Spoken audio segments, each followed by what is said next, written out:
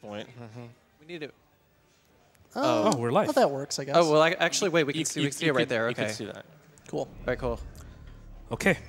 Hello, everyone. I'm Jaguar King.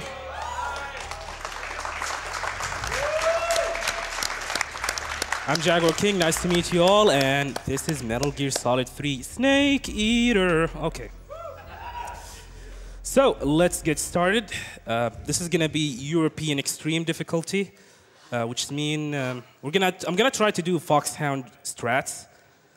I'm gonna just hope that I will get Foxhound run by the end of this run, and we're just gonna see. So we're gonna go new game. We're gonna go with I Like MGS1, and that's because I just loved the MGS1 speedrun that Plywood just did. I agree. I suggest you check it out if you missed it. And also because there's less menuing to do so here. Well, if you choose I Like MGS1. Definitely do not want to choose I Like MGS2 because you're going to get a character that you might not like at the beginning of the game. So let's get started. European Extreme in 3, 2, 1, go!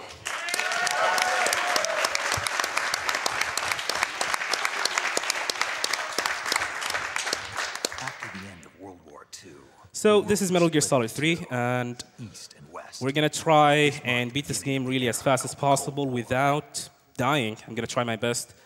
So this version, I'm playing the PlayStation 3 version, HD Collection, which was released back in 2011. It's based on the Subsistence version that was released on PS2 in 2006. And it's not the same as the Snake Eater version, which is the vanilla version of this game. For example, you have like 2 camera modes in this game. The first one is the Subsistence camera mode, where you can pretty much freely control it, and the Snake Eater camera mode. I'm gonna stick with the Snake Eater camera mode most of the time because it's my preference to do so. And there will be certain parts during the run where I'm gonna have to switch to Subsistence camera mode for extra precision on movement. So I'm gonna go and pick up my stuff, which is hanging by this tree branch, and we're gonna have a bunch of Kodak conversations and cutscenes for us to skip.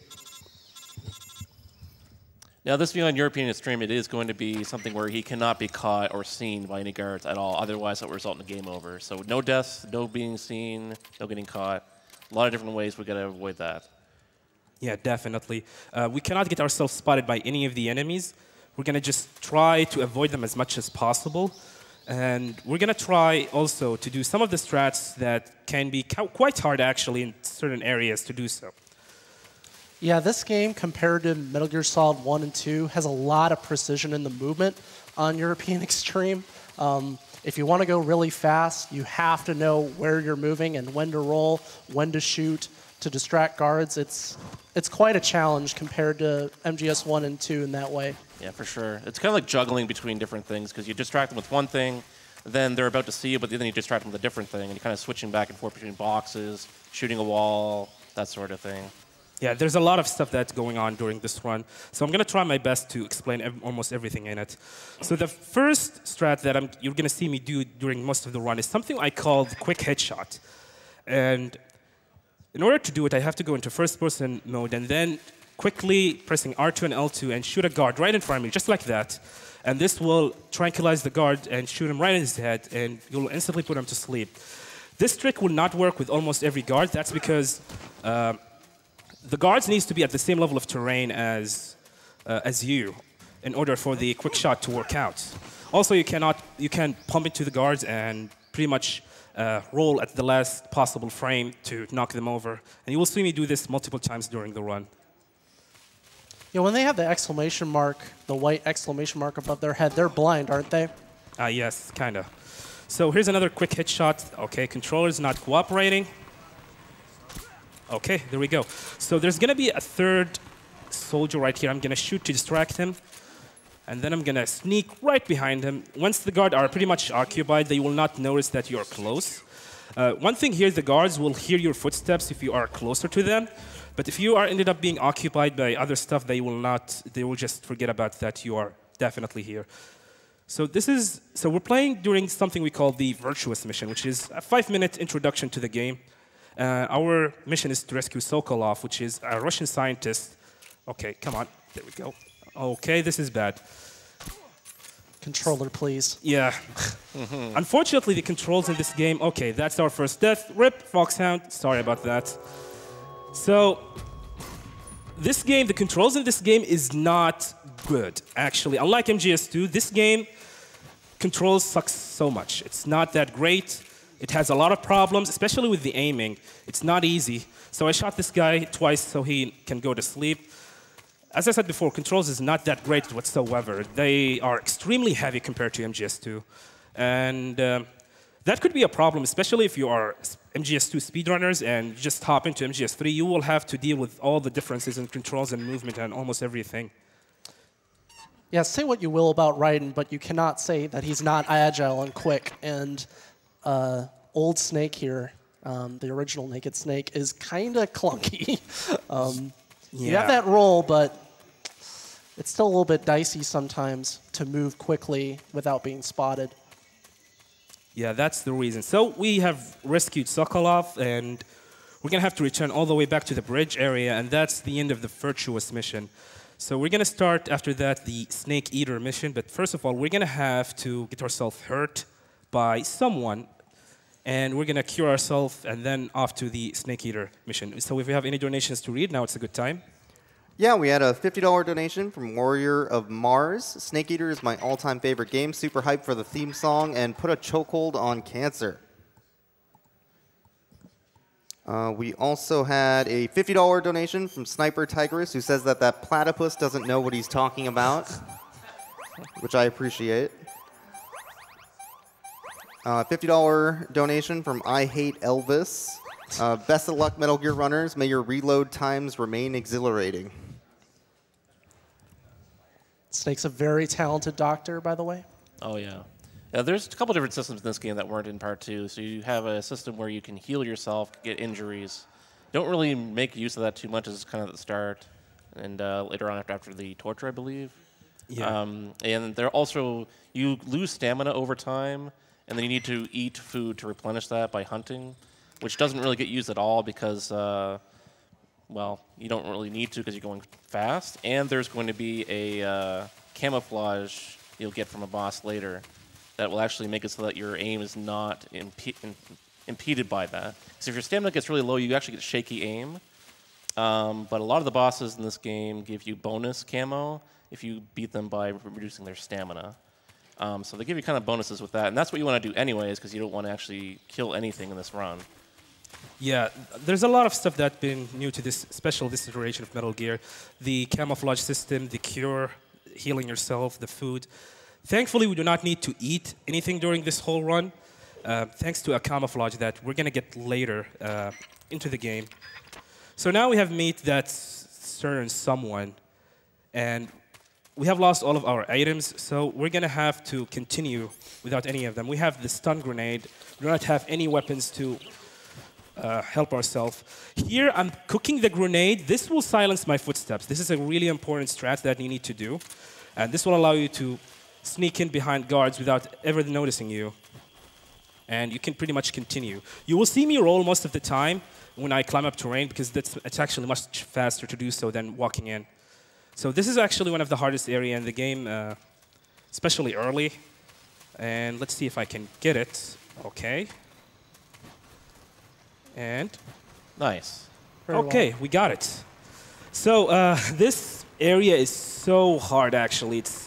It might look easy, but it's not that easy at all. That guard could see you very, very easily if you're not perfect. So one of the things that when they did the HD collection to this game, they increased the frame rate. The PS2 version of MGS3 is run at 30 frames per second. The HD collection is 60 frames per second. And although 60 frames is actually really great and smooth and fluid at all, the problem is it does not come without any consequences. Unfortunately, 60 frame is kind of buggy, especially when you are close to a tree or a wall. You might end up getting stuck next to that tree or that wall and pretty much lose your momentum and ended up getting yourself spotted by any of these guards. Here I just picked up the box, and this box is really important during the run. You will see what I mean later. Here I enter the store and then exit, and then we meet Eva. It's a great trigger. Yeah. So Eva is this NSA codebreaker who actually defected to the Soviet Union. She will help you during this run by giving you items and stuff. So the first tricky almost boss fight in the game, the Ocelot unit. And I'm going to focus on this particular area and let the couch explain it for me. Okay, well, at the start here, there's going to be multiple guards coming in. We want to make sure we don't actually shoot the first guard in the head, because that will make all the next guards come in very, very quickly. So they are going to be in set spots. Pretty much all the guards in this game are not random. They're always going to be in the same spots. So it's all up to you to execute properly, because this guard will pop up right there, shoot him in the head. Going to need to do that with everyone else here as well. Yeah, being able to handle every guard's position, know where they are, it's a scripted encounter. If things go off script, that's when things go south very quickly. Definitely. And remember, he cannot be seen at all, otherwise it's game over. And that was actually a good Ocelot unit. That was nice. Yeah, it was very good. So now we are done with the Ocelot unit. Now we can continue throughout the run. So one of the things that's new to this version of Metal Gear Solid 3 is that you cannot equip all the weaponry and equipment that you have. You have to go into the menu and equip them from your backpack. So I picked up the bug juice here. I'm going to have to equip it. I'm going to remove the cigar, the binoculars, and equip both the cardboard box and the bug juice. So the bug juice is actually used for an area coming up right now. It's a lake, and I'm going to use it to spray myself with the bug juice, because in this lake there's leeches that can leach up into your body, and you will lose stamina because of this. And stamina in this game is actually important to explain. As you can see, the bar underneath my health bar is the stamina meter. And the stamina will deplete when you play, during your playthrough throughout the game. And the only way to refill it is by eating certain food. Thankfully, we do not need to do any of that. We do not need to eat any kind of animals or plant or anything at all. All we have to do is just equip a camouflage, which is the animal camouflage, where you get from the next boss fight, and that will keep your aim steady. If you have your stamina depleted and you do not have that camouflage, Snake will have, his aim will be not steady, and it will keep bobbing and waving right and left, and it's become really, really hard to control his aim at all. So we use the animal camouflage, and that's the reason we do not need to consume any food at all during this run. So this area, I need to do it really, really fast, because if you are slow, there's a dog at the end of this area that he might seize you. This fence is actually can electrocute you, and there are some mines. I'm going to shoot right here. This will alert a dog, and he will bark, and he will distract 3 guards on the upcoming area, and that will allow me to sneak up really easily without having to worry about any of them. This is a good example of using the box. As you can see, using the box allow you to climb up terrain more easily, and also stairs as well. And it's also hilarious. Yeah, also you can use it to distract guard and grab their attention to come and investigate. And there are plenty other uses to the box. You will see them later into the run. So that's the dog that I'm talking about. And we're going to exit the area to the next one. You really don't want to get spotted by that dog, besides the fact of losing a game over. You have to do that whole area over again. That's a huge time loss. It's pretty lengthy, you can see. It's a big area. Indeed. So this area, there's nothing to do here. You just can keep going over and over. There's a guard here that I need to shoot with my pistol. He's going to run away and hide behind the tree. And while doing that, I'm going to sneak right behind him. And I'm going to enter to the first boss fight in the game, which is Ocelot, Revolver Ocelot. And Ocelot is kind of random. I'm going to try to beat him really, really fast. I'm going to use non-lethal means. I'm going to shoot him, throw a stun grenade, turn around so I do not end up blinding myself. I'm going to use another stun grenade. I'm going to equip this SOCOM. I'm going to shoot that goat. It's really important to shoot it, actually. Rip goat. Poor goat. Oh, poor goat. My. Oh, my days. He's going to see that goat is actually killed. Okay, that's actually a bad RNG, but that's fine. Oh, his hat's Hat. gone. Show some respect, Jaguar King. All right. And that's Ocelot. There it is. So this area is really dark. I know you guys cannot see anything here, but don't worry, because this area are actually meant for you to wait a little bit until Snake's eyes adjust to darkness. It's really dark, and you can either use the torch, start looking for a torch in this area and use it, or you wait for Snake Eyes to adjust to darkness. Or you can do as I do by increasing the brightness on the monitor and just keep going. Yeah, we just outsmarted the devs by doing that. Forget you devs, I have a monitor. Also, I will note that he did take off the silencer for the boss fight because silencers are limited use. So you want to make sure you conserve some of that for later. So after Ocelot, we have another boss fight coming up, and that boss fight is the Pain, and he is a pain, by the way. He is by far the hardest boss fight in the game. Expect to see me die at this boss, and this boss fight is not an easy boss fight at all. You need to be 100% consistent with it. The problem is that he have a really small hitbox in his head, and which makes it really, really hard to kill. So I'm gonna try to focus really hard on this boss fight and let my people on the couch here to explain this boss fight for you guys. So a big part of the Pain is knowing how to use your resources to their fullest potential. He's going to be using grenades and smoke grenades to stun the Pain and then shoot him in the head. And by reloading precisely, he can get more shots off than normal. Oh, no. Okay.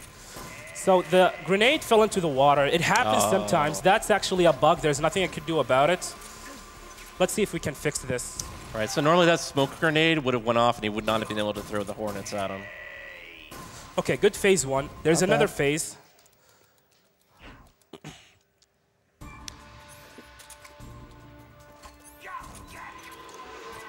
So yeah, missing grenades here can be very costly because there's only so many that you Yes! have. Wow. You got it. That's awesome. That was good. Well done. That was a beautiful, beautiful recovery. That was an amazing boss fight. Yeah. So I actually have a question about the first grenade that you missed. You said that it was an input thing mostly. It's actually, there's a bug in this game. If you throw the grenade, for some reason, it will fall into the water, and we do not know why, the cause of that. The idea here is that you want to throw the smoke grenade at his feet so he can rid of the bees that he will send after you. Okay. The problem is that sometimes this bug will happen and you have to adjust accordingly. Yeah. So does it ended up really, really beautiful, actually. So does it have anything to do with the pressure sensitivity on the controller? No, it has nothing to do. I'm 100% sure that that grenade was thrown perfectly right. So do you think maybe it's a frame rate thing? Like, is that also something that can occur on PS2? I'm not sure. If it is a frame thing, maybe it is, but I don't think this will happen in, That's on definitely PS2. one of the weird things about this game compared to MGS2. MGS2 on PS2 actually does run at 60 at certain points, but this game was designed around 30. And of course, when you transition from 30 to 60, weird stuff can occur. Definitely. Yeah, usually the game's logic is coded to specifically run events at 30 frames per second. So whenever it's running at 60, then you get all sorts of strange oddities in either inputs, animations, enemy AI, things like that. It's pretty common in 5th gen, 6th gen console games, actually. Yeah, indeed, definitely. That's one of the biggest problem on this game, especially running on 60 frames. Some weird stuff happens and we have no explanation for it. The only explanation that we can have is blame it on the frame rate, because this game was not done to be a 60 frame per second game. So this area coming up, there's a trick that I need to do here in order to prepare for a boss fight coming up soon. So first of all, I'm going to do a headshot here. I'm going to shoot 2 barrels, which is located right here. Oh my god, I killed one. Holy crap. That's fine. I shot him in the nuts. Sorry about that. So you notice the bar. So you notice the bar. That's the end. Bar, health bar.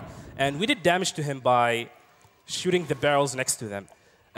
Killing enemies by exploding barrels is actually considered as an accidental kill and will not count during the score.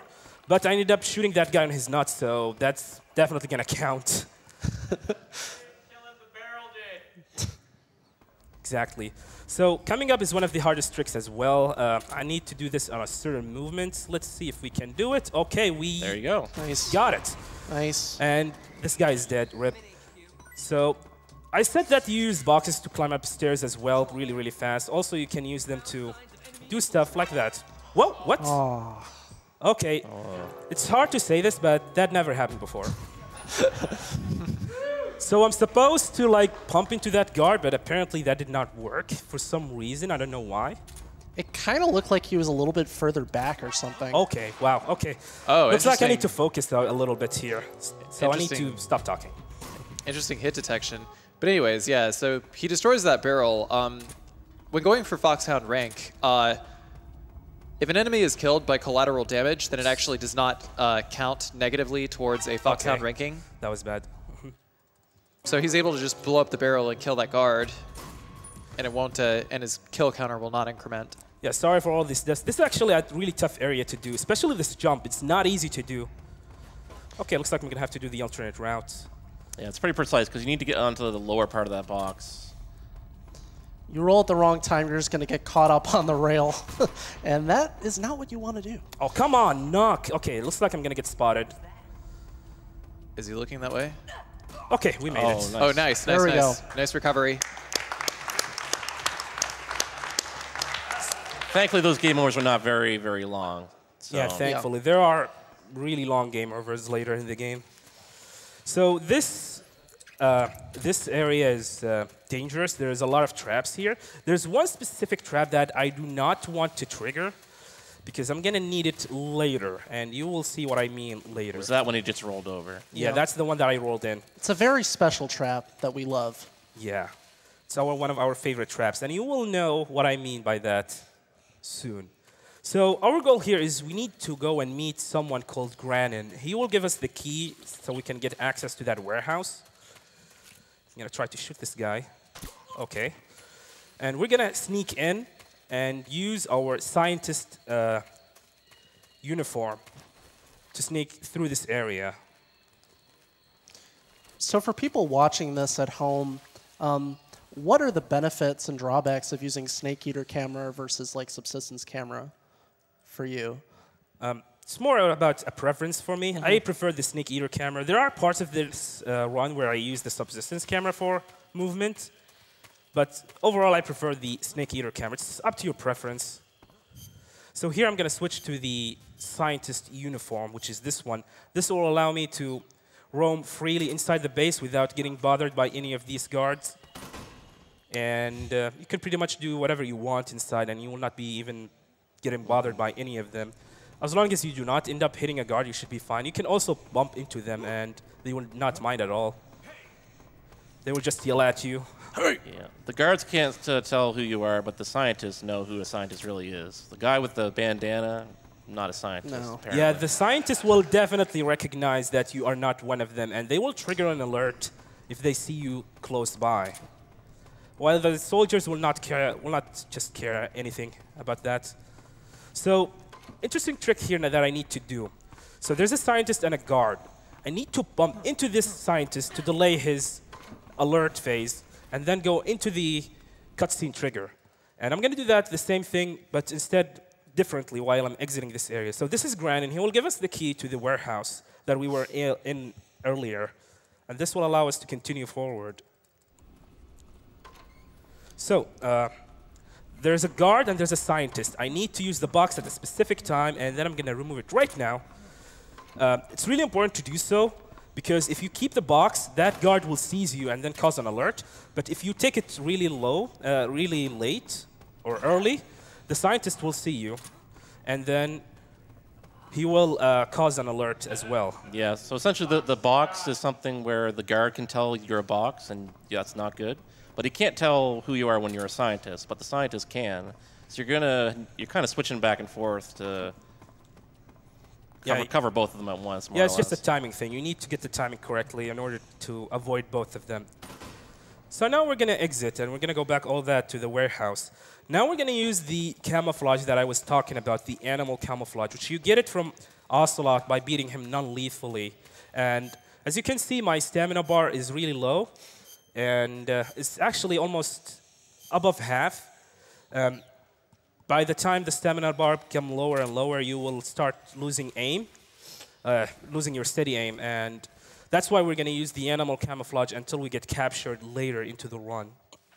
Yeah, you pretty much avoid food throughout the whole game until the very end, and you're not even the one that's eating. Yeah, you're feeding someone else some ramen, I believe. Yes. Noodles. The animals camo is really overpowered because they want to encourage you to do non-lethal, and I think they may have overdone it a little bit, but So coming up is one of my favorite boss fights in the game, the Fear, and you will see I have something special for him. This is seriously the best part of the run. yeah, Definitely. Don't take your eyes off it. blinking you'll miss it.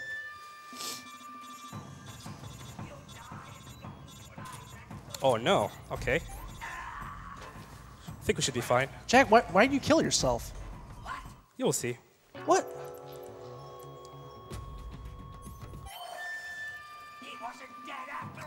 Oh no! Oh no! You have been fooled! Oh no. Okay, we have to kill ourselves. That sucks. You will see what I'm trying to do. Okay, so that was my fault. I truly apologize. So let's do this again. Oh, where am I? What? Okay. This might screw it up. Oh my god, I can't believe that happened. Okay, I think he's far away. Let's just hope he's still there.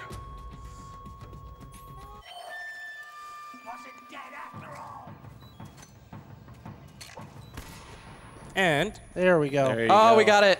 Yay! he's dead. Don't even touch him. You don't even need to touch him. Unfortunately, I screwed up a little bit at the beginning. So I truly apologize for that. So now we have beaten the Fear, and we're gonna equip the gas spray. We're gonna heal ourselves from the poison that he inflicted on us and the arrow. Now we are on our way to continue as well. Box, okay, we're good to go.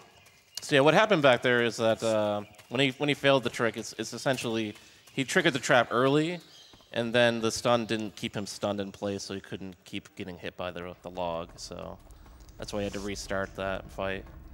So we're gonna grab the attention of that guard, jump down, rip, and we're gonna shoot right there. Don't worry about Snake's bones. He's all right. Compound fracture ain't no thing. One of the greatest soldiers of all time. Yeah, this is how you do this area. This area used to be one of the hardest areas to do in this game, but thanks to a Japanese speedrunner named Saucer, actually he found a way to do it more safe. So shoutouts to him. And now we can pretty much continue throughout the run. So if we have any donations now, it's a good time. Yeah, we had a $2,500 donation from Fan Gamer.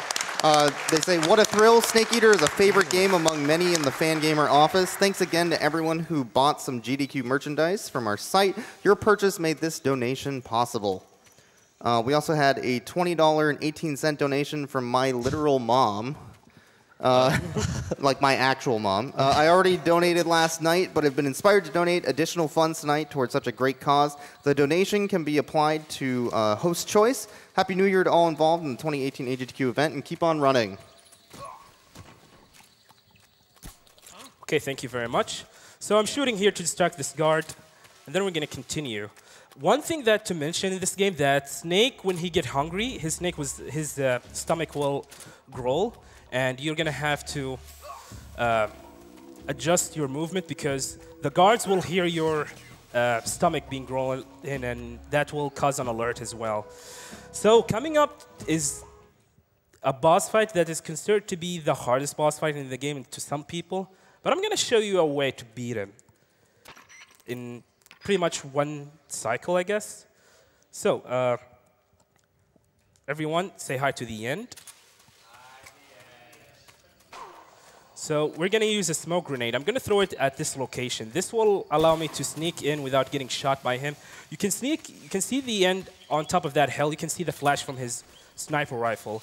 So what we're trying to do is trying to sneak behind him and then try to use the gas spray and combination with stun grenades and smoke grenades to beat him and keep him on stun lock until he dies.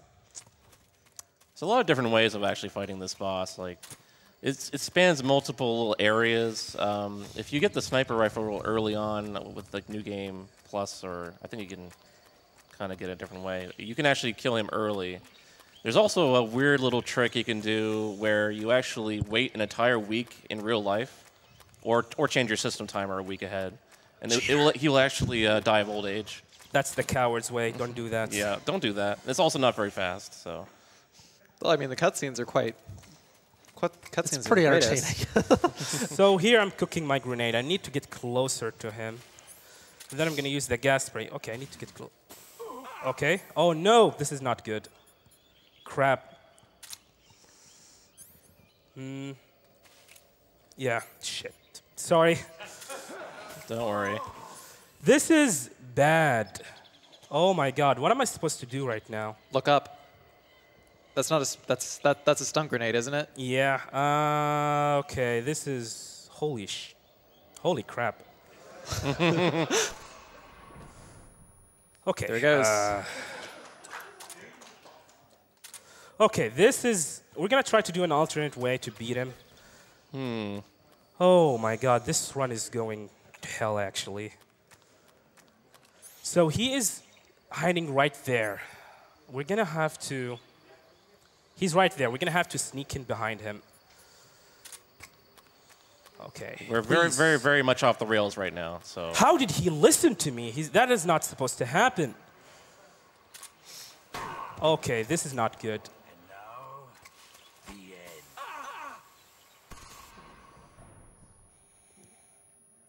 God dang it. Oh my God. This is... Okay. So I'm going to say I truly apologize, but I'm going to have to invalidate this run. So I'm going to have to exit, load a save state, because this fight is actually, you cannot game over from this fight. The thing is with this fight is that if you ended up dying against the end, what happened is that you lose your stamina bar, and he will take you all the way back to the grand facility, and that's 6 minutes lost. So we do not want to do that. Thankfully, I have a save state on this part, and we're going to use it here. So I truly apologize. I'm so sorry. I'm a bad speedrunner. I do not deserve to be here. I truly apologize. No. We're not going that way. Don't be. I know, Don't do I know. this. I'm Hey, sorry. Don't be so hard on yourself. You Come hear on. that? You hear that? You hear that, Jaguar King? Truly appreciate it. Thank you very much anyway. Of course. No, I mean, truth be told, this is a good run so far. Yeah, the run was so far was good, except for this. This, by far, the end boss fight is the most terrifying boss fight because you cannot make any mistakes. You cannot definitely make any mistakes. Even if you are doing a marathon run, that's basically, you cannot do anything. So where is the... Or we can load the safe and just skip like a week ahead. No, we're not going to do that. Using my strats now, huh? Okay, yeah. okay. So the thing is that we cannot load the save into the end boss fight. We're going to have to load the save before it, which is this area, in order to fight him. So this should be the same. So let's see. Yeah, that's the thing about this game with several of these bosses. When you do them right, it looks really easy, but oftentimes the backup strats are pretty much non-existent. There is no backup strat for the fear if you don't pick up the AK-47. Yeah, the end, he goes all over the place. Like, these are multiple large maps. You have to track him down. You have to hope he doesn't see you. People don't really practice backup strats for that fight because it's very much just a reset point if you mess it up. Like, even for marathons, like, you're pretty much... It's not impossible to fail, obviously, which obviously just happened, but... So I'm going to have to focus here, so... Yeah, go. I need to focus on this fight.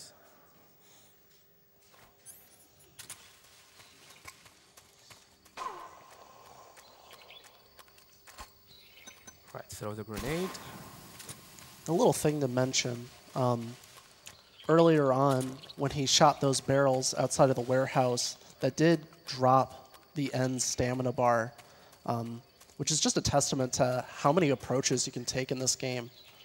that you can do that and help yourself out a little bit here.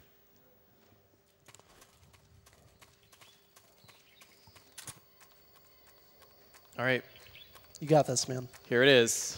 So, I better get this because my wife will be mad at me. Yeah, she's watching the run. Hi, wifey. So.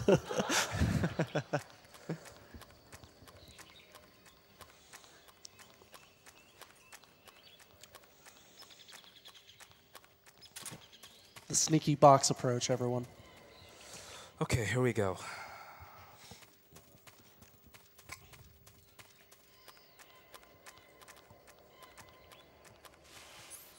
Okay. Freeze. There we go. You.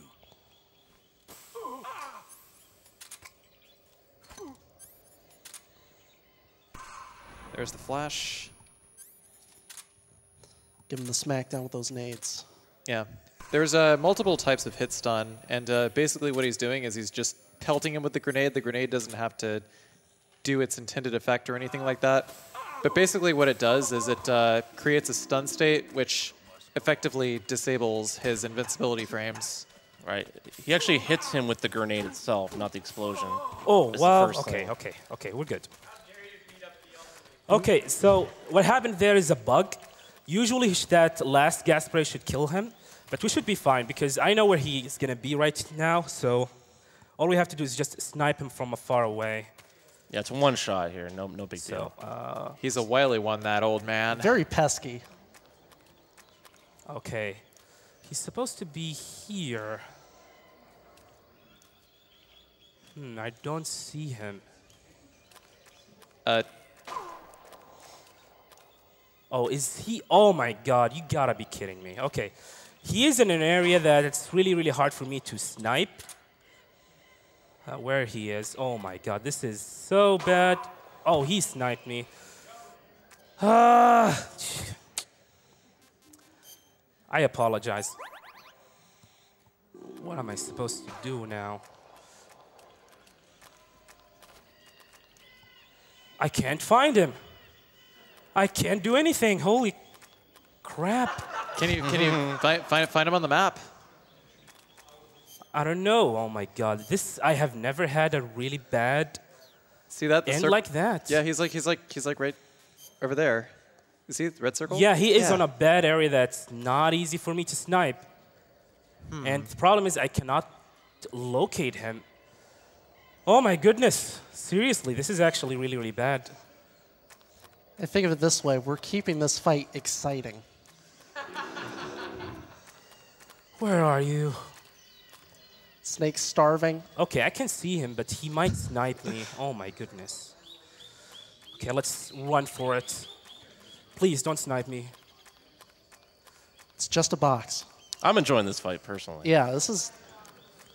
The thing is, if he shoot me again, I have to do another load save. Oh my, I have to load a save again. It won't happen. Shoutouts to Hungry Snake.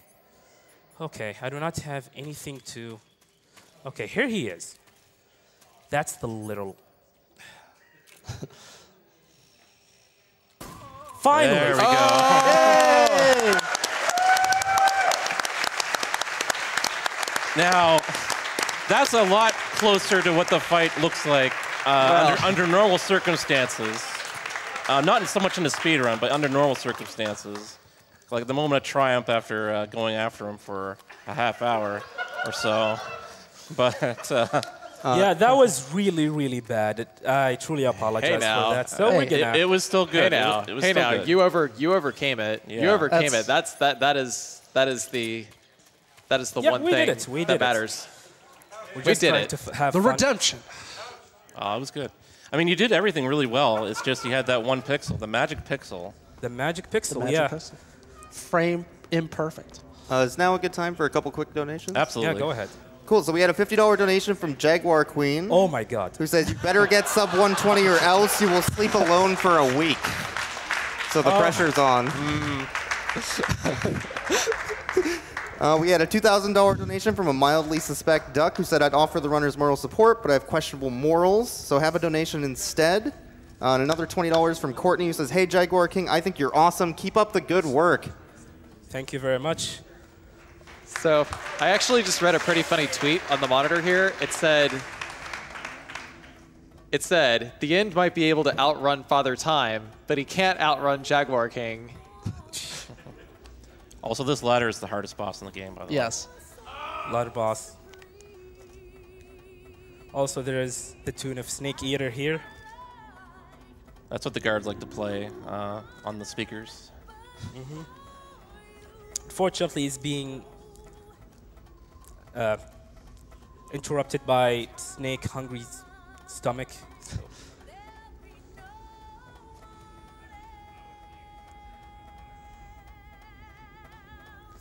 Crime, it's the way I fight to you.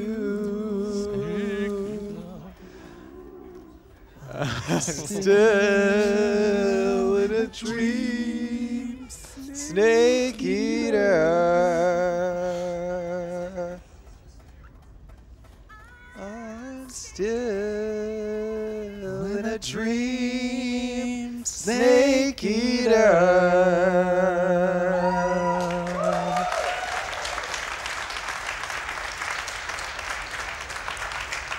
Also, I would like to say, tune in after this run end. We're gonna have Sumi to sing the whole Snake Eater song after this run's end, if we can end it. Oh, we can end it. Oh, we'll end this. So the mountain areas are one of the hardest areas in the game as well. Movement is precise. I cannot be really, really fast or slow. So I need to move at a specific pace. Okay, this guard.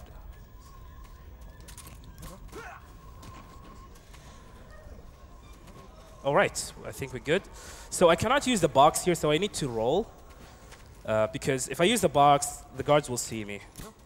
So we're going to keep rolling until we exit this area. There's a lot of guards in this area. The whole goal of this mountaintop section right there is to match the timing with the guard movement. If you're a little bit off, you're going to get spotted. Okay. So there's a guard on top here. All I have to do is just press shoot and he's down. I'm going to pick up some ammo here. Yeah, that one's funny because it's just you literally hold square and it automatically shoots them. God. Okay. We're coming up on one of the hardest screens in the game, or actually like the hardest screen in the game, the mountaintop. And then one of the biggest RNG bosses after. Whee! Hey! Hey, nice. Yeah, you can do that trick as well. Jump for joy. Doesn't really help for speed, but Yeah, we're doing it just it's for a fun. little fun thing.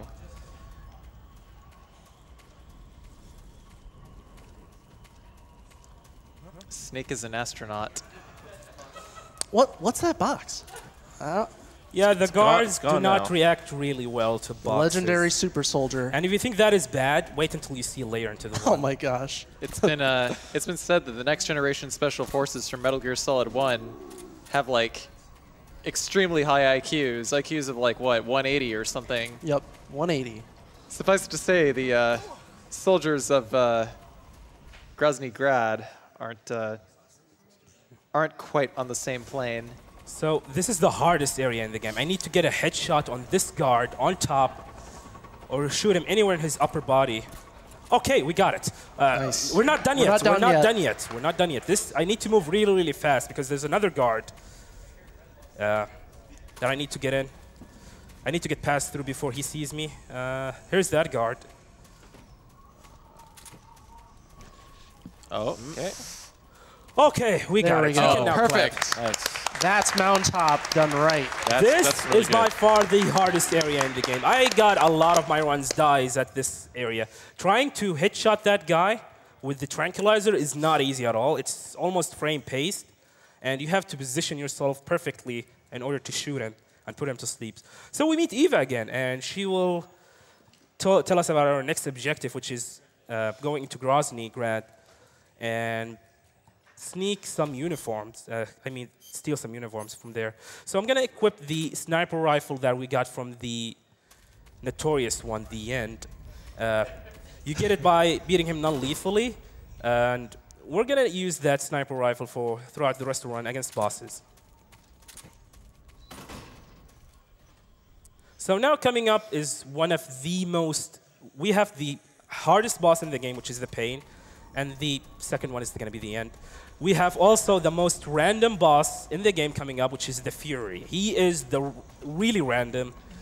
Expects to see me that die against him because he is not an easy boss fight. He's not hard, but the problem is he is really random, and there's a lot of stuff that goes really wrong in that particular boss fight. When done well, it looks completely free, but when it goes anywhere but perfect, then it becomes a really, really big problem, really fast. Yeah, the trick here is that we're gonna use the sniper rifle and shoot him really, really fast without missing at all. So let's see if we can do this. Okay, here we go. I'm gonna focus on this boss fight.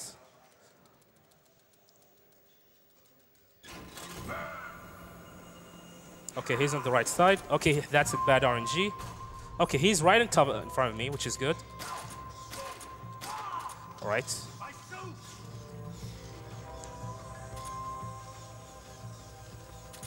Oh, where did he go? Oh, no.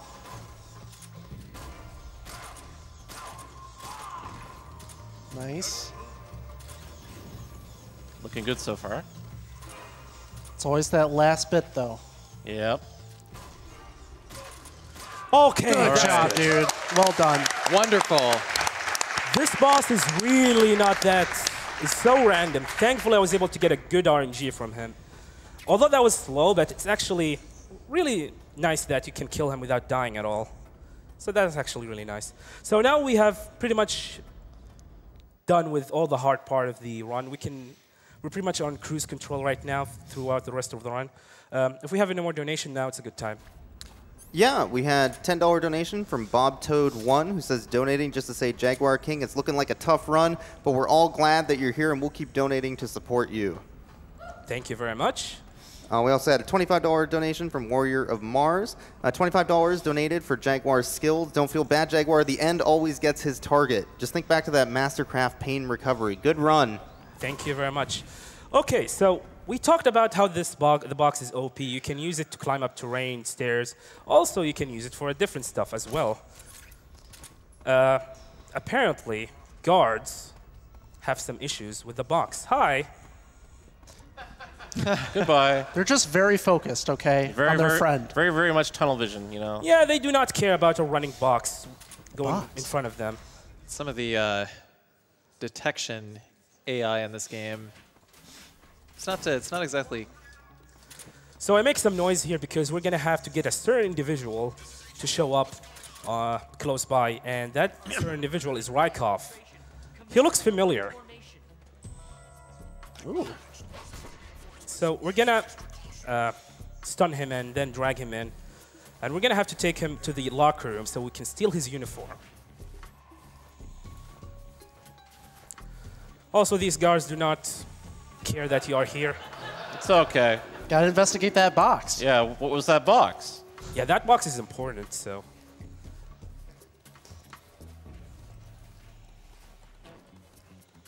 Just never mind our commanding officer getting dragged off. He'll be fine. Gotta so go. now we're going to equip the face camouflage. Oh, okay, that's fine. And the officer. Yeah, you can look at his face. His face is tired from dealing with everything. So now we're going to have to meet Sokolov, which is located right here. And we're going to get ourselves captured and then tortured as well and losing an eye. Sad face. So after that, we're going to escape the area. There's going to be a cutscene coming up. It's unskippable cutscene, so this is a good time to read some donations. Go ahead. Yeah, we had $100 donation from Ben Dagger. I normally never catch this, but I am excited to finally be able to watch some amazing runs. My mother has cancer, and early detection helped keep it dormant for 13 years. Hopefully you guys destroy your goal this year. We also have a $30 donation from L Pockets, donating during my favorite game series block, Metal Gear Solid. Looking forward to see the rest of the Metal Gear Solid 3 run. It was the game that taught us all what is tasty in the jungle and what is not. Thanks to all the AGDQ staff and runners for putting on such a great event every year. And we also have $20 from Afridi, who says, Jaguar King, you're an inspiration. Never give up. We're all with you. Yeah, thank you. Woo.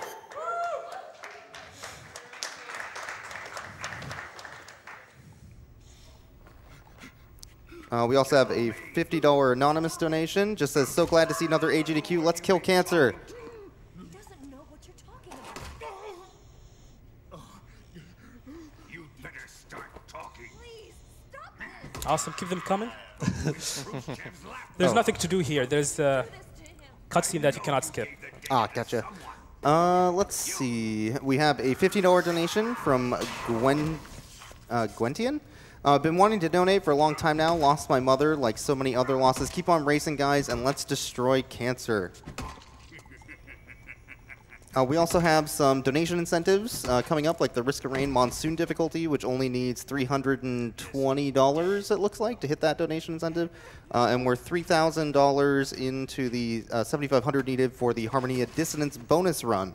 So if you're looking for more Castlevania in the marathon or a harder difficulty for Risk of Rain, go ahead and donate towards those.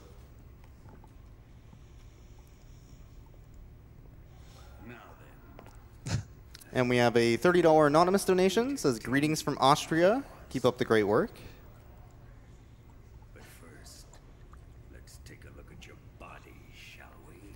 We also have a $10 donation from Animaniac Zero. I've been watching GDQ for years, but finally have some money to donate.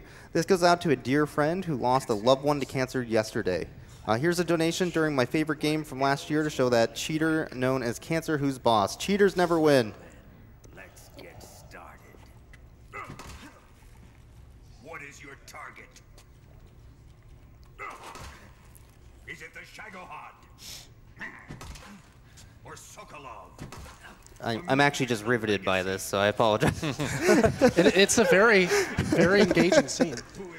Yeah, it's one of the more brutal scenes in games in general, as far as the torture scene here goes, when you can actually see it. Definitely. It's kind of using that rule in filmmaking of you don't show something and then you imagine what is actually happening, and that can be way more intense than what you actually see. It's pretty cool. All right, now we're done. So we are captured here. So we're gonna have to escape the cell here.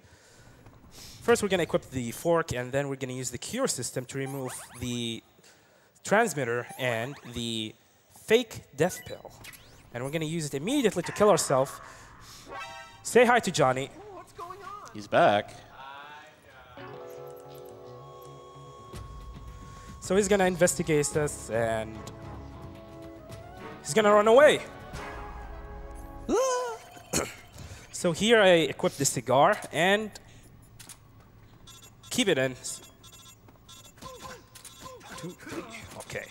So I just knocked out Johnny because we're gonna have to pick up some stuff on his possession: the smoke grenade and some noodles. Apparently Johnny is a fan of some noodles here, so we're gonna need it to distract a guard coming up in this area. I equipped the cigar because I need to lower my health for the upcoming boss fight, and you will know what I mean soon enough. So here I'm gonna throw the noodles right here. I'm gonna use the smoke grenade to silence my footsteps. This will allow me to sneak behind that guard and into this area, exit this area right here.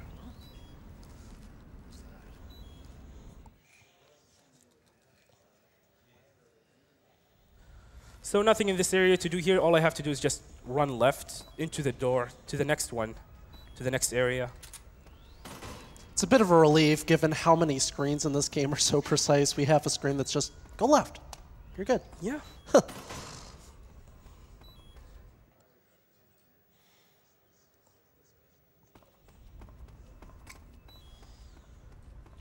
And we're gonna throw a smoke grenade right here to distract a guard, and then I'm gonna cook another grenade. This will allow me to sneak next to this guard. And I'm gonna throw another smoke grenade to this dog. He's gonna start coughing. This will allow me to sneak in because guards can also game over your run. I think this is why Russia lost the Cold War. I think this is the demonstration. Probably.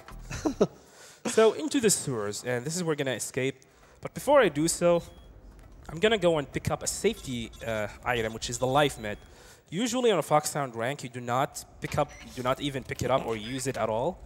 But I'm gonna pick it up for a certain part later into the run, just to make it more safe. So we're gonna jump down here and break Snake's legs and continue. Seems to be walking pretty well for a guy who just fell. I don't know, He's a tough guy. 30, 40 feet, you know. I mean, dude just lost his eyes, so I Yeah. think breaking a leg is not an issue at all to him. Okay. This is the one Metal Gear game that I know of where you actually want to lose health intentionally with a cigar or a cigarette. Yeah, I think so. Also, one cool little thing that you'll notice is that in the first-person mode, the right side of the screen is a little bit blacked out because of the eye that he lost in the torture scene. Yeah, if you open the first person mode, you will see the right side of Snake is blacked out, which means that he lost his eyes because of that. Which is a amazing little detail this game provides, actually. Metal Gear games are very detailed, and I think that's one of the things that attracted me to it. I don't know about you guys, but Oh yeah, for Yeah, sure. me too. so There's lots of little things you can do in this game. you know, Easter especially. eggs and secrets. Lots of different ways of approaching everything in this game, really. I mean, So this is the other boss fight. I'm gonna kill myself by drawing myself here. yeah. So the A lot cigar. of, yeah, that's the cigar where we have to use the cigar for just to lower our health enough so we can kill ourselves faster. I remember back in the days, a lot of people were confused about this boss fight. They just keep going over and over, and they did not know that they have to die and use the revival pill to continue forward. Yeah, It's kind of cryptic, actually. that fight can last quite a long time Yep. if you don't know what's going on, which no one really did at the time. Because you swim through an entire river or creek of just dead bodies that you've killed up to that point. So if you've killed a lot of people, like if you're messing around and doing a lot of stuff with guards, you'll swim past a lot of people, and then you get to the end, and then nothing happens. And then you just start over. And then you have to kind of figure out, you got to use the...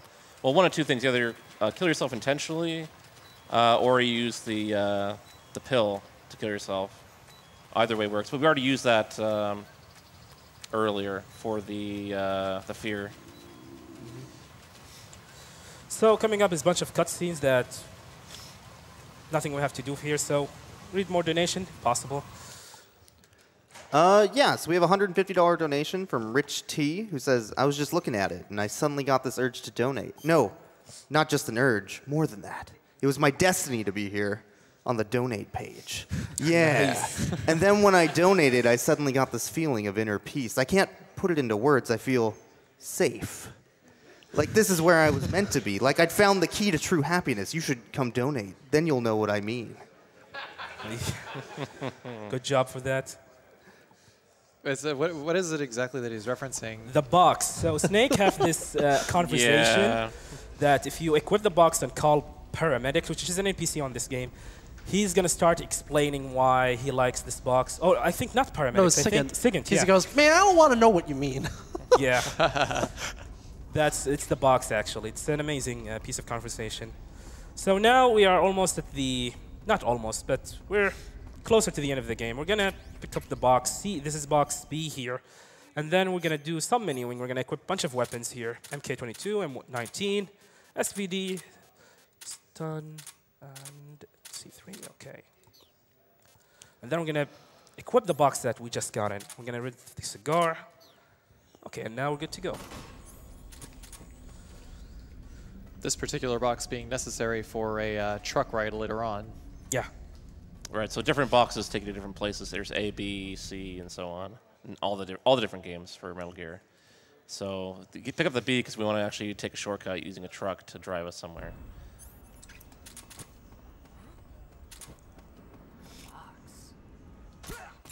Oh, what? No. Okay, this is not supposed to happen. I'm sorry, for some reason that you will get a caution. It's actually random to do so. Although I delayed my shot really, really late, but whatever. Okay, that was supposed to happen. There we And of go. course, the guards will not care that there's a running box in front of them. Now we're going to continue forward into this truck, which is located right there. And we're going to use this box to teleport inside the Shagohod, where the area where they keep the Shagohod in.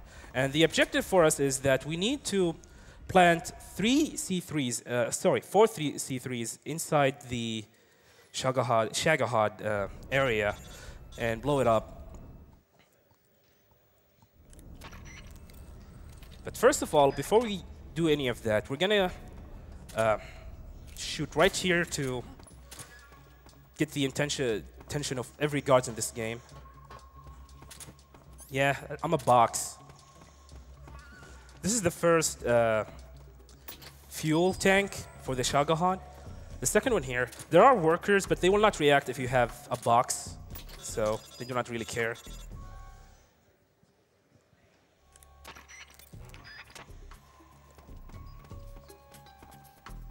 But they will generally trigger alerts, right? Yeah, if you run in front of them without a box, they will not trigger. They will trigger an alert.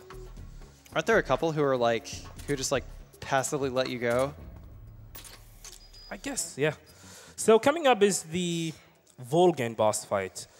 And I'm going to do a trick different than what Molotov did 5 years ago.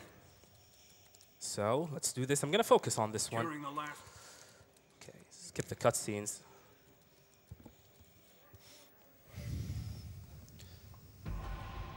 First, we're going to grab him.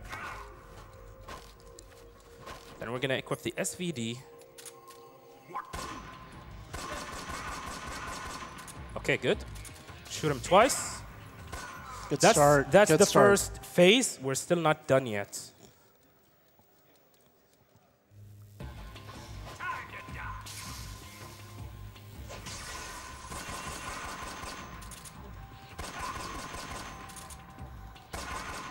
Okay, Good job. good. That was Good job, dude. Flawless. So you might notice I actually used a lethal weapon instead of using non-lethal weapon like Great any other film. boss fights. Right. So you might wonder why, and that's because Volgan does not die from that fight. So it will not count as a kill actually because he's not dead. Why would it count? So now we are on the escape or the chase sequence. Volgan has ridden inside his Shagohod, and we're going to try to use the RPG and inflict as much damage as possible. Also, we're going to use stun grenade to stun these guards. Usually, you will use the Cold War camouflage that you got from beating Volgan non-lethally, but we don't need to do any of that. We can use the stun grenade to stun them. And yes, we do have infinite ammo here, so we can fire off as many of these as we want. Yeah, the goal is trying to inflict as much damage as possible in order for the fight of the actual Shagohod fight later will be much shorter than before. Because all this damage will count toward that fight. Did we actually talk about the weapon canceling in the inventory before? A little bit, but not really. No, yeah, go ahead with that. Okay, so basically what he's doing is he's canceling the reload animation by unequipping and re-equipping the rocket launcher. Yeah, that's actually way faster than waiting for it to reload the chamber. And we do this with the Mark 22, the Mosin Nagant, and the rocket launcher. Yeah, it's a trick that's done in just about every Metal Gear game. In like in MGS1, for example, it actually reloads your entire ammo count. Whereas in these games, it's not reloading, but it's making a faster fire time, like a faster cooldown, if you will. And it's not like a glitch. If you look at the MGS1 manual, it's a listed trick. So it was like an intentional design decision to let you do that. The thing is the here, developer actually meant for you to do that. yeah, you want to chip as much health as possible, which means get your fingers a bit tired here. Some epic cutscenes here, with some epic music as well. So there are like 6 chase areas in this game. This is the first one. Coming up is this one is actually quite hard. I need to be on point on throwing my stun grenade. I'm gonna put the life med on equipped right here in order if things goes really wrong. Because at the end of this area, there's a rocket launcher guy that you need to stun. If you fail to stun that guard, he will kill you. So I'm gonna use the life med in order to get this area more safe.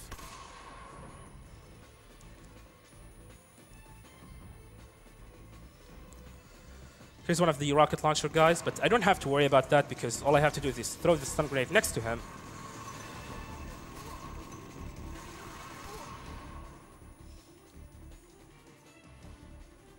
Okay. Now one more round.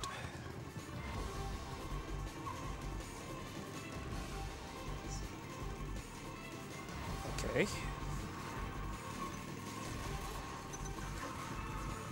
This is where you take most of the damage. As you can see, I have lost a lot of health. Okay, this coming throw is the most important one. You need to throw it at a specific time, right now. Okay, we stun him. Nice. That guy, if you do not stun him, he will shoot a rocket launcher and pretty much kill you and kill the run. And you're gonna have to do this area all over again. So we're not done with the chase. We're gonna have some bikers behind us.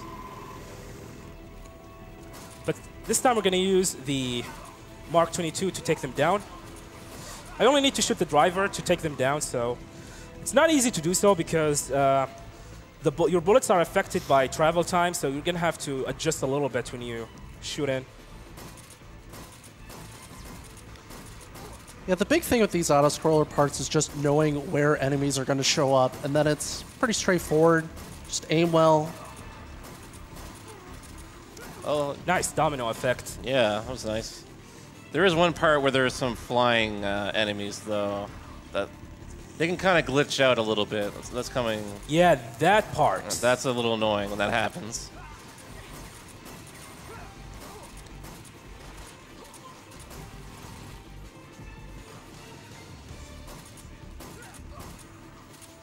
You gotta love those sound effects when they fall off the motorcycle.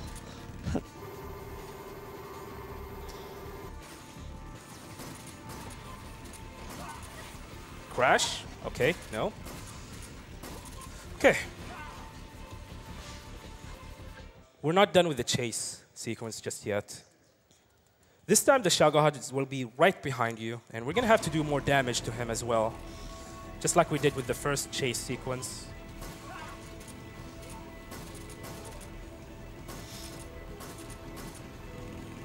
Okay.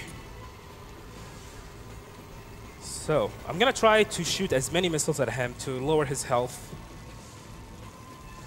Yeah, this is where the bulk of the chip damage comes in, and you can take off nearly a quarter.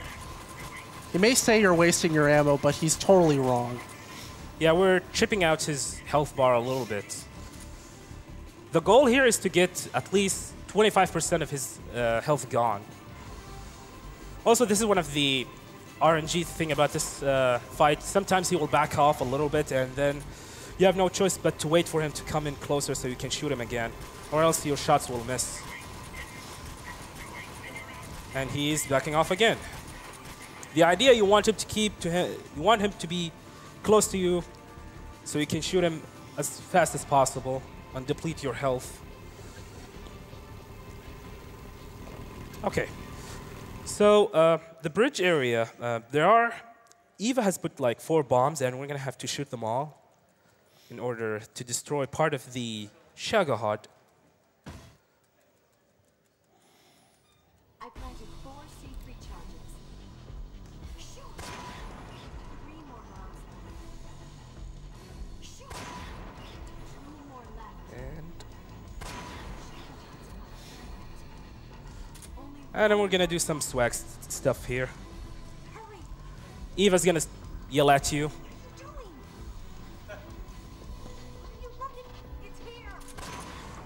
No scope. No scope. No scope.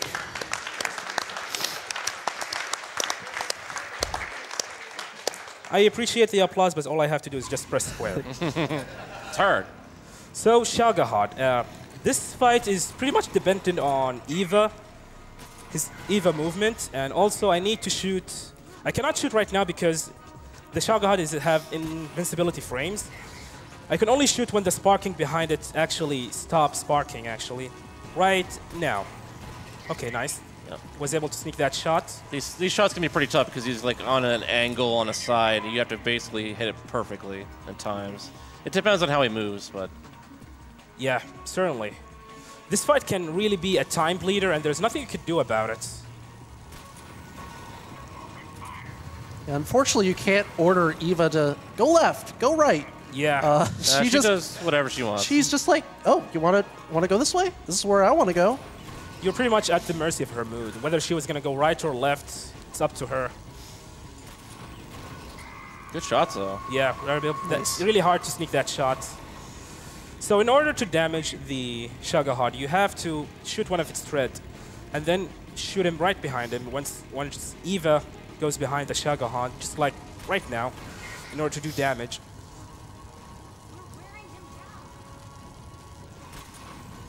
Oh, okay. Nice.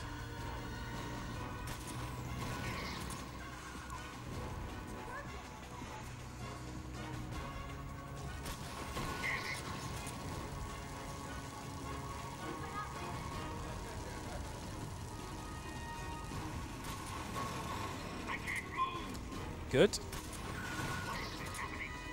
Two more shots.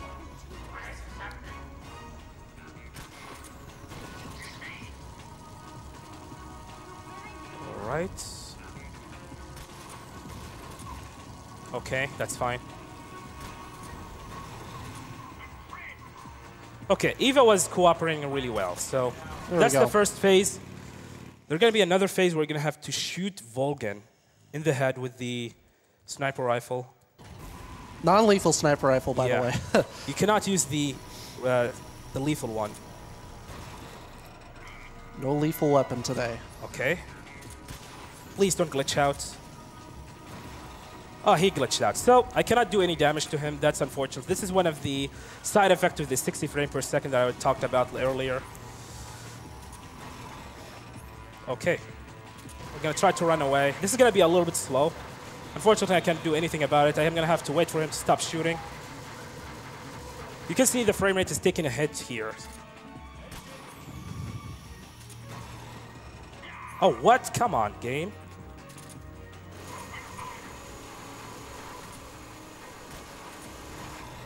Okay.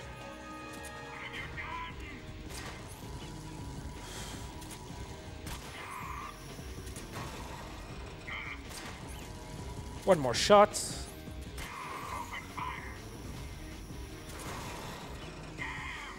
Okay, that was kind of bad, but at least we did it. Worked it out.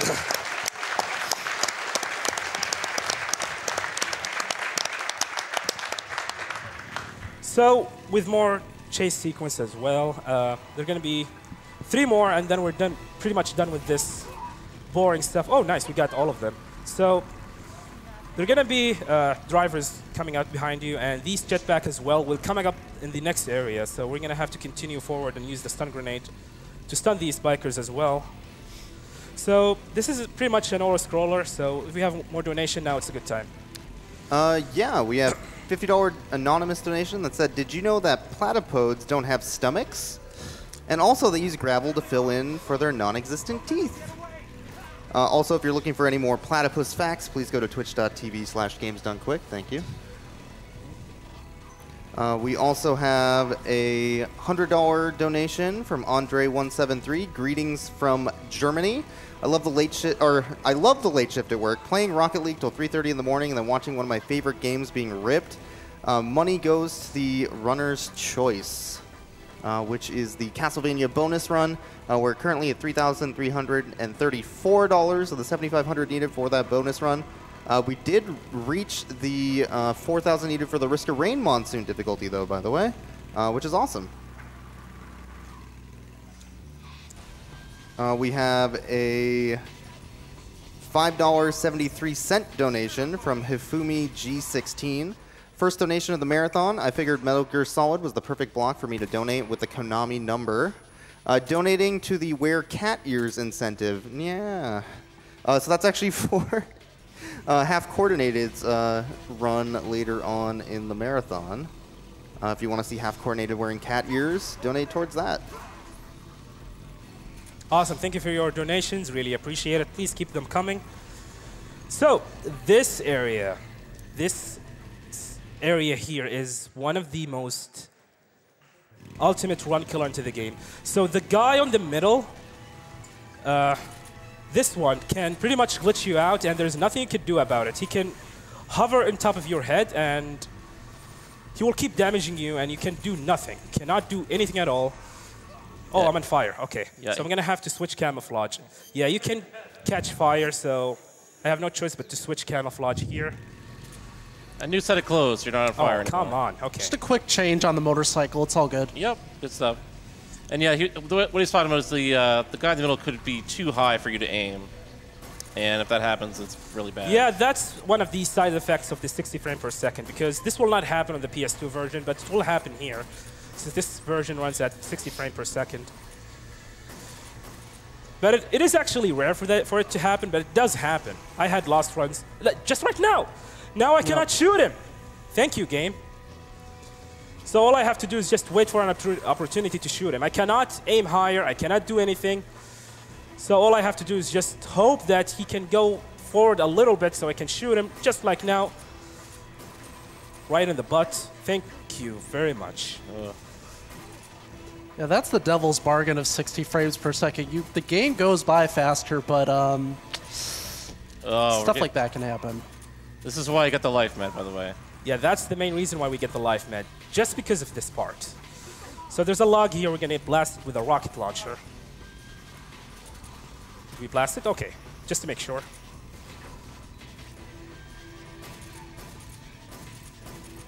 All right, now we are pretty much done with this horrible area. It looks like we're going to have to use a life med, but that's okay. That's fine. Still have one more chase sequence, and we're pretty much done from all the chase sequences in this game.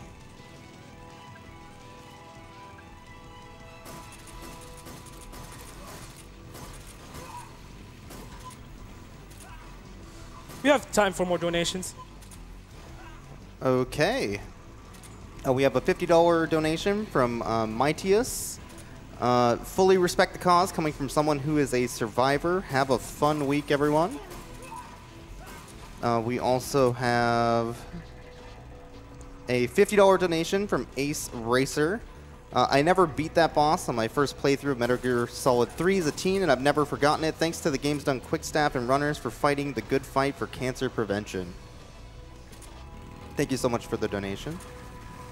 We have a $100 donation from Honorable TB, who says, shout out to Johnny 5 Aces and the Goons and the Something Awful GDQ chat thread. Much love. And a $320 donation from Commissar Gray 84, who just says, make it rain, which I assume has the motion associated with it.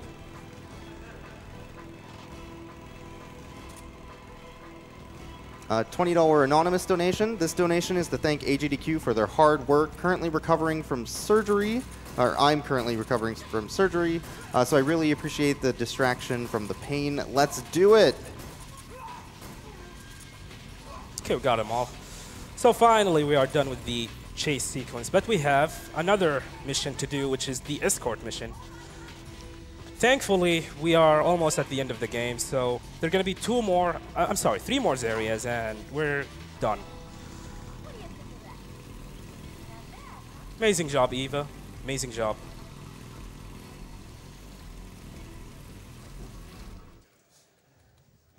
This is where we will be finally using our food. Yeah. So Not yet, not now, just in a little bit. In a little bit. So Eva is injured, and we need to cure her. So we're going to open the menu and start curing her right now. Fair warning, watch out for your suppressors. Oh, yeah. Thank you for reminding me that. Nice. But I should be fine because I have the headset on. Yeah, I have like 2 shots of suppressor, so we should be completely fine. So The suppressor thing here about in this game is actually that it depletes the more that you use it. So you have to pick up suppressor in order to continue using suppressor in this game. So if you lose the suppressor, your gun will be really loud and guards will hear you again. This is the time where you have to switch suppressor if things went pretty much perfectly. So now the guards are pretty much behind us. You can see them back there. They're going to show up in a little bit. So we're going to have to outrun them to the next area. Thankfully, the guard will not see Eva, because if one of the guards come closer to Eva, she will duck and they will not be able to see her at all. But they will pretty much spot you instead of Eva. So you need to be careful. So this escort mission is really boring. All I have to do is just wait and signal for her to come in. If you are too far from Eva, she will stop and then she's going to start wondering where are you. So I'm going to have to be at a safe distance between not too far and not too close. Not too far for her to stop walking and not too close for the guards to see me. You can see them right there.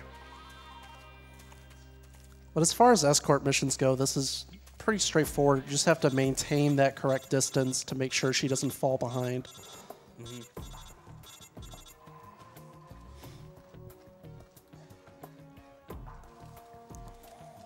Okay, so the next area. The first thing that we're going to need to do is we're going to have to feed Eva some food. Because if you do not do so, she's going to feel tired and then she's going to stop walking. And she will not move until you feed her. So we're going to give her some instant noodles. Let me have some more. Okay, looks like she enjoyed them. So we're going to shoot some guards. There are some guards in this area. So we're going to have to navigate through this area carefully so we do not end up getting spotted by one of them. Yeesh. Yeah, that guard is actually notorious for spotting you. Maybe it has something to do with the camouflage because I switched the camouflage. Looks like I'm going to have to switch back. That's a good point. Yeah, the olive. Yeah, I switched the camouflage later before, and it might have something to do with it. You're supposed to have this camouflage, but it happens. So the tiger stripe in particular, no longer the animal camouflage. Yeah, you don't need the ammo camouflage anymore. So we're going to shoot this guy. Shooting this guy is not easy to do. Okay, this is not good. Looks like I'm going to have to reset this area since this is at the beginning of this. This guard in particular is not easy to shoot because the way his hitbox works is kind of weird, actually. I don't know. It's way different than any of the other guards that I have encountered. You need to be extremely precise in order to do that shot. And you have to do it really, really fast because he's going to turn around and walk away.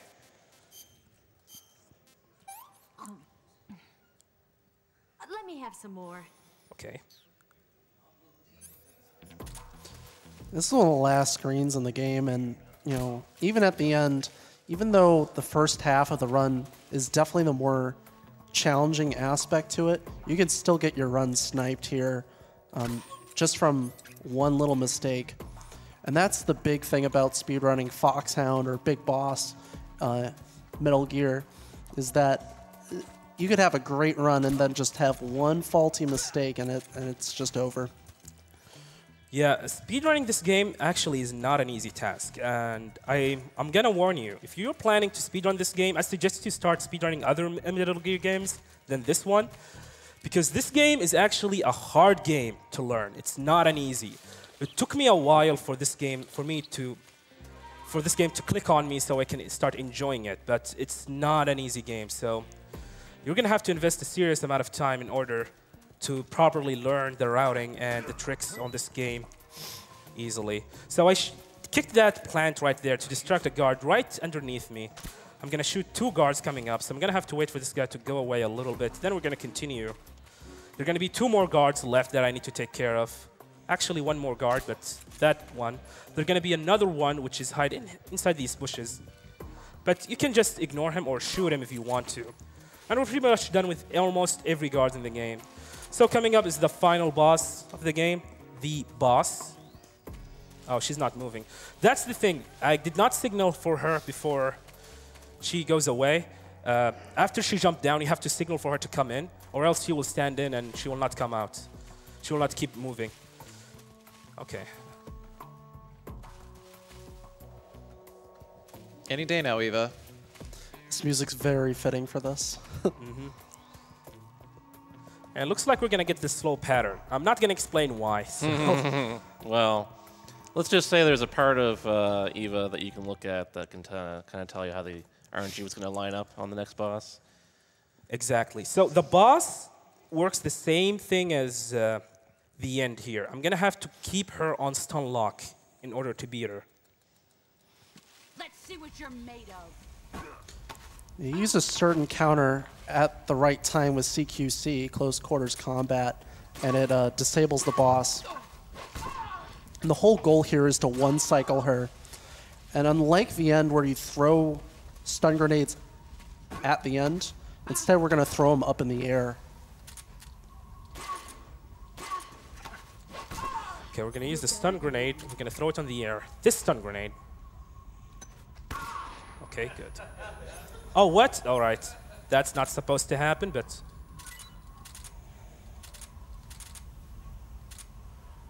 Okay. I'm going to have to do an alternate route. I'm going to have to wait for her to escape so I can chase her and counter her again. Here I come.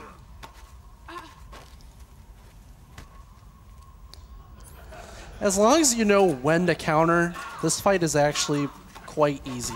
So this time I'm going to use the stun grenade by hitting her with the grenade itself. Just to keep her on stun lock.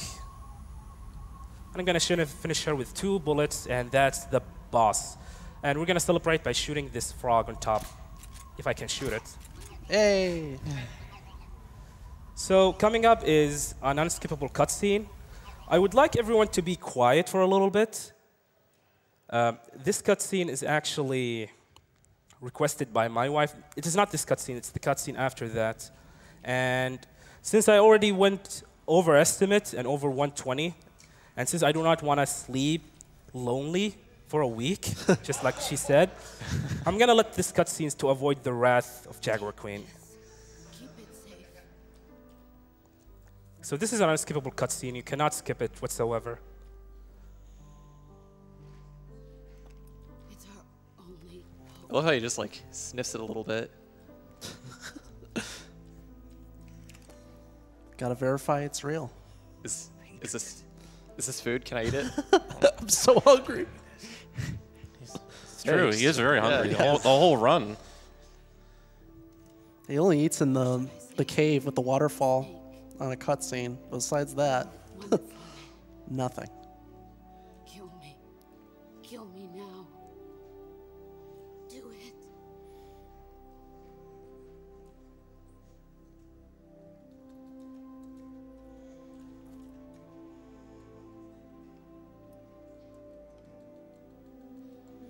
There's only room for one boss and one snake.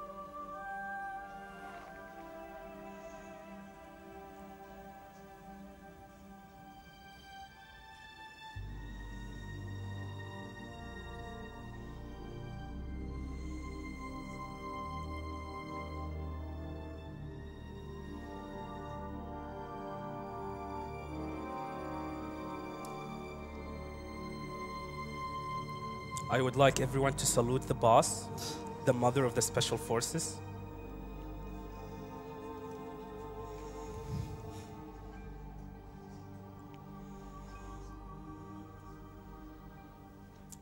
All right. Thank you, everyone. Now we'll have one more confrontation with Ocelot. So there are two weapons. We're going to take the left weapon. It's the one with the blank bullets in, and it's much faster to do so. All you have to do is just shoot, just mash, shoot, shoot, shoot, and you're pretty much done with the game. Time is not over yet. Time will stop the moment the credit songs start up. And you can, the game will allow you to save here in order if you want to see the full ending, which is a really powerful ending. Shoutouts to Mr. Hideo Kojima for making this amazing game, although I suck at it, but whatever. So get ready for time, and time.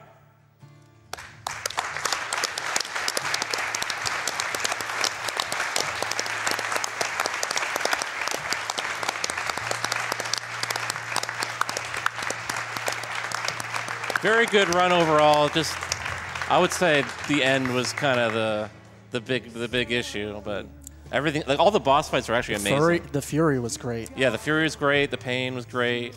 I mean, all the boss fights you normally have problems with, you just nailed perfect. It's kind of amusing that Yeah. the end is not even a hard boss fight. It's just the execution need to be kind of good, but he's not even hard. I'm not even worried about it. I did not expect this will happen. But anyway, I would like to give some shout-outs to everyone watching this run. Shout-outs to the GDQ staff for giving us the opportunity to show this Metal Gear Solid block. Shout-outs to Plywood for his amazing run for MGS1, which is way better than me. Shout-outs to the AGDQ crowd. Give yourself a shout-out. And I would like to give also a shout-out to the Metal Gear speedrunning community, including Straff Machine, Tyler, Raichu. I cannot count them all, but shout-outs to everyone who is part of the Metal Gear speedrunning community. Also, I would like to do some sellouts.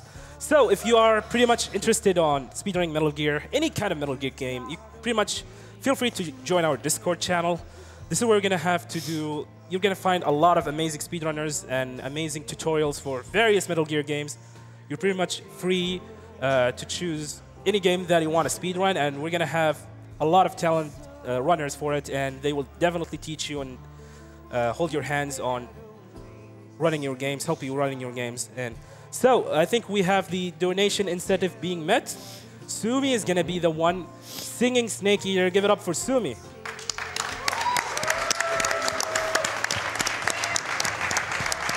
Hello? Oh, God. Can you guys hear me? We can hear you. Yes. Oh, yeah. All right, wait. I'm being told to move over. All right. Also, Hi, LCC. AGDQ Hi. audience, feel free to sing as well. Even if you do not know the song, just pretend that you know it. Okay. Just gotta cut out this song first. I don't know this song, so Yeah. it's not going to be this one. There's a hole inside my soul. I can still hear the You need to cut other this song. the game audio feed.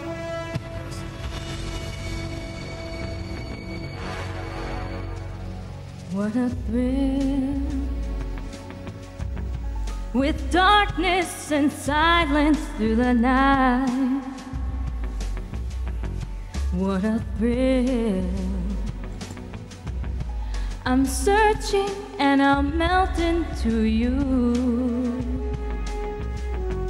What a fear in my heart, but you're so supreme. I'd give my life, not for honor, but for you. In my time, there'll be no one else who rhymes the way I try to. I'm still in a dream,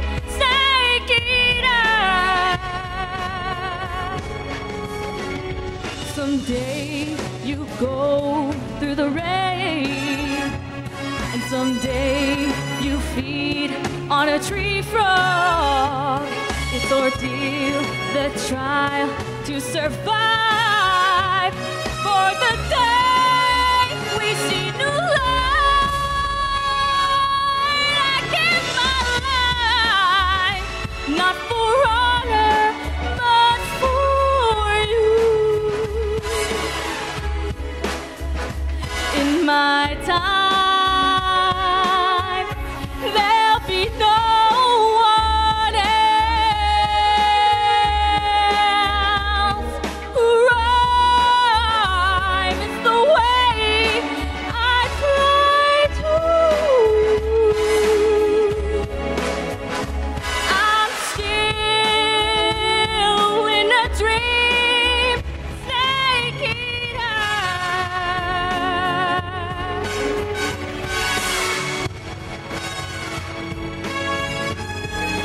I'm still in a dream, snake eater.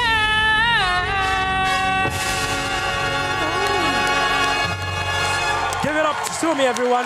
That was an Amazing. amazing performance. Also, give it up to Jaguar King. I'd like to dedicate this song to Jaguar Queen. Don't let him Thank sleep you. on the couch. Thank you very much. Shout Thank outs- you, everyone. Have a nice Beautiful. AGDQ. See you guys next time. Shout out. Wow, that was an amazing performance from Sumichu of Snake Eater. That was awesome. Nailed it. Awesome run there with Jaguar King. Up next is going to be Halo 5 Guardians with Distro. Just have a couple quick donations and such here, and then we'll continue setting up that run. I have a $50 donation from Goatee Hook. Metal Gear Solid 3 is one of my favorites of all time. This run is amazing, and it's also blowing my mind a bit. We also had $20 from Slightly Evolved that says half coordinated and kitty meow meow ears. You bet $10 towards that, and another $10 to petting the dog and Hyperlight Drifter because doggos need love too. So we're gonna go ahead and run a quick Twitch ad here as well. So that should just be a moment. Thank you everybody for watching, and we'll go ahead and run that ad. We'll also be switching over to a new host with Gassy Mexican here. So we'll go ahead and swap that out right after the ad. Thank you.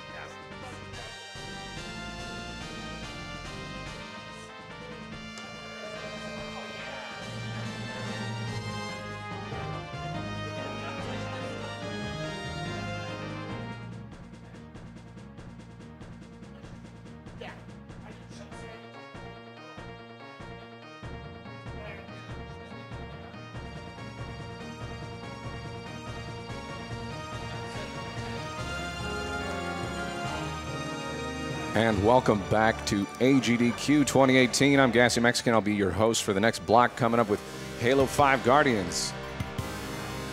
Read off some donations here while we get set up with Distro and Halo 5 Guardians. Got a $60 donation from Ryoko TK. Had to donate for that rendition of Snake Eater. She was incredible. I agree with you. That was awesome.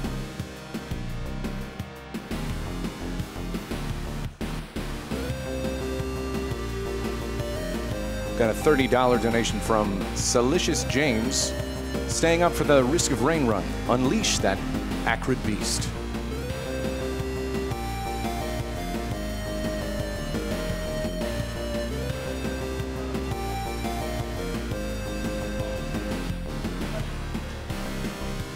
And just a reminder, we have some incentives coming up. The Burnout Paradise Choose Time of Day. Currently, it's 24-minute days in the lead with 652, and just right behind with Permanent Daytime at 556. So if you have a preference there, feel free to get your donations in.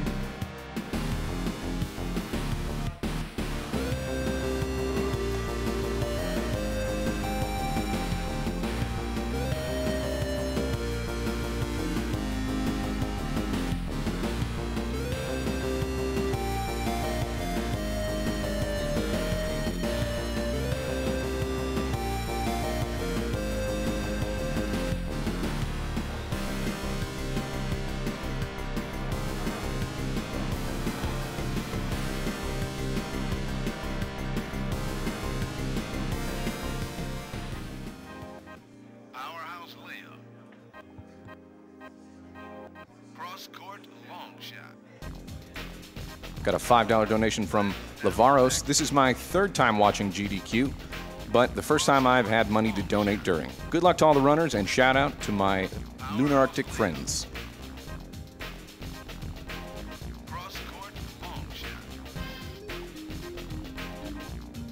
Once again, coming up, we have Halo 5 Guardians being run by Distro. Getting some setup going on right now.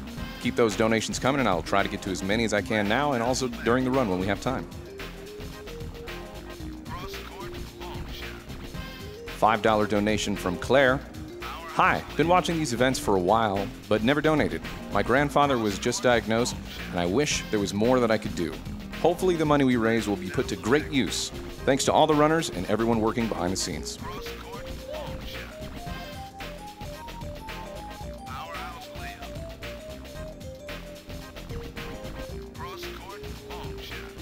Just to remind everybody, we did reach the Risk of Rain Monsoon difficulty incentive, so we'll be seeing Risk of Rain, an already hard game, even harder.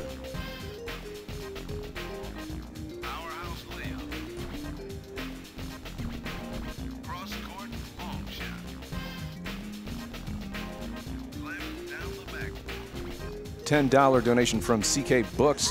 Had to donate for that beautiful rendition of Snake Eater. My highlight of the event so far. Keep up the great work, everyone.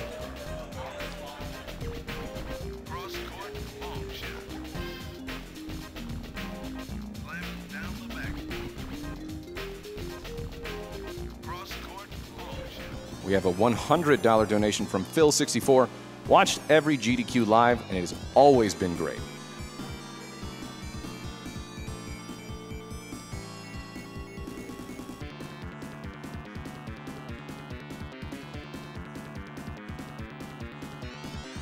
Have a $20 donation from Not That Droid. It's always awesome to watch my favorite game of all time and contribute to a good cause. My mom just won her fight against cancer, and I wish that with events like this one, we will be able to cure this disease that has taken too many of us. Keep up the good work. You should be awarded the title of Big Boss.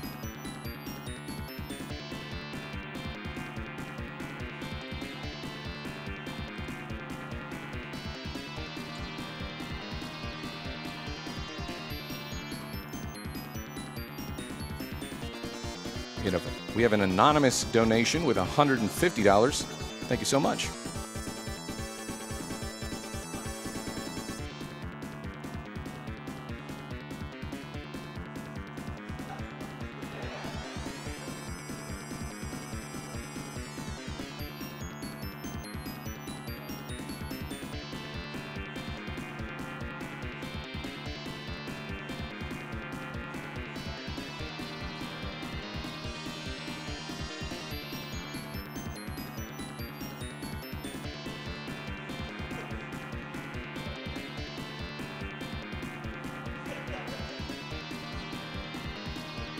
Just a reminder, too, we still have the Super Mario 3D World final level character incentive.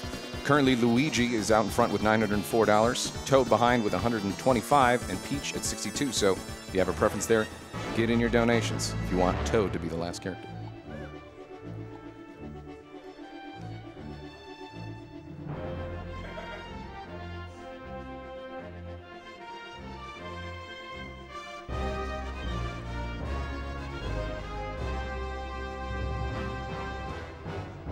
I have a $5 donation from Dakota. Gassy Mexican 2 days in a row. Awesome. Also, I'll double my donations if you can convince Anthony to donate.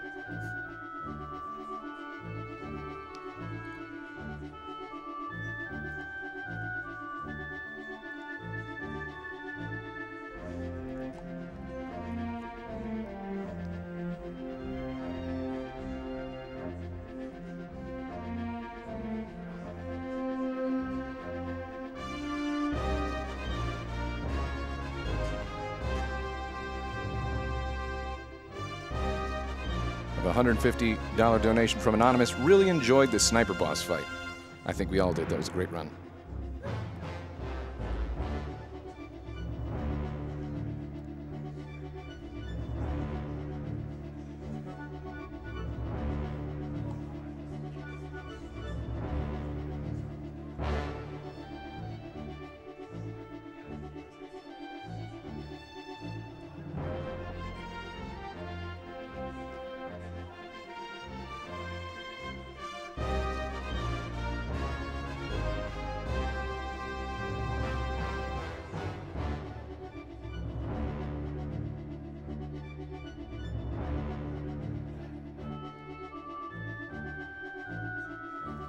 All right, it looks like we're just about ready to go, so without further ado, Halo 5 Guardians run by Distro. Take it away.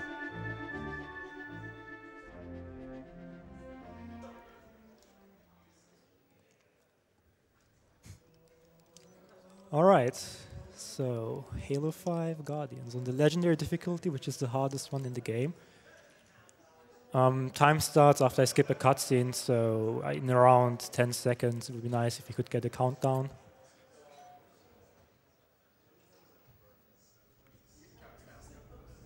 You can count down now. Okay, at go then. 3, 2, 1, go.